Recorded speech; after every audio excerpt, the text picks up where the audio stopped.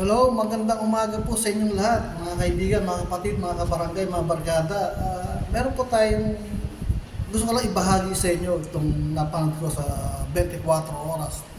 Ilang araw na po nakakalipas na nanggigil ako, nainis. Ano niyo ba kung bakit? Doon sa NEDA, spokesperson nila, babae. Hindi ko malaman ang babaeng ito kung ito ba ay nag-aral o sadyang pulpul lang o ang utak ay nasa talampakan. Hello, miss. Ilang taong ka nag-aral sa high school, sa kolehiyo, ilang taong ka nag-aral? Ilang taong pinag-aral ng magulang mo? Tapos ang sasabihin mo na puro kabalbalan. Hindi ka nakakatuwa. Ang sarap mo sa bunutan, sa totoo lang. Ang utak mo nasa talampakan. Sasabihin mo, 21 pesos, makakain ka na sa isang meal. Alang ya ka. Kung nasa harapan kita, kitos-kutos ako yung ulo mo Sinabunutan kita Sige nga, bumili ka nga ng pagkain mo siya sa karinderya. Meron kang mabibilan. Ewan ko sa inyo kung bakit ganyan mga utak niyo. Sarado. Alam mo ba meaning, alam mo ba meaning ng NEDA? Kung ako naging teacher mo, kung ako naging professor, ibabalik ka sa grade sa kinder 1. Walang laman utak mo. Puro talangka, may talangka ka sa utak. Sobra ka sa BO.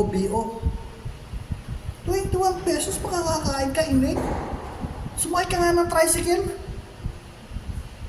Magkano pa masaya sa tricycle? Sige nga. Sabihin mo, 21 pesos. Makakain ka na sa isang kainan. 64 pesos, 1 meal sa buong maghapon. Anong niya ka? Ano ba meaning ng NEDA? NEDA. National Economic Development Authority. O yan may natutunan ka sa akin. Baka maghaharap tayong dalawa baka pa lahat ng mga meaning sa Pilipinas babanggitin ko sa'yo sa akin mo tanong, sasagutin kita. Ganun, nakakapanginig ka ng laman. Ang sarap itirisin. 21 pesos, 64 pesos, 1 meal sa isang buong maghapon. Punyeta ka. Kakainis ka, nakakapuluan ng dugo. Sumakay ka nga ng tricycle, magkano na? Tapos sa jeep. Yung 21 pesos mo na yan, noong araw yan, malaki yan. Mga 70s o 80s. Kasi ako dyarista ako noong araw, nagtitinda ako ng dyaryo. Alam mo ba yun? Yun, hindi pa pinapanganak nun Sa halagang 25 centavos, makakabili ka na ng lugaw. Gimising ka. Hello, 2024 na po. Magkano na isang kilo ng bigas? Sige nga. Nung araw malaki May piso ka lang noon. Mabubundad na tsak ng tiyan mo. O magkano lang ang Pepsi na yung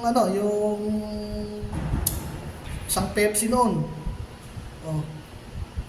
Yung Coke 500. Magkano lang yan nung araw? 75 centavos lang yan. Bumibili kami niyan. Taong 1980s yun, at 70s yun, mga 78, 79. Huwag kang ganyan. Sayang yung pinag-aaral sa'yo ng magulang mo, ginagamit mo sa walang tawalang yan yung pananalita mo.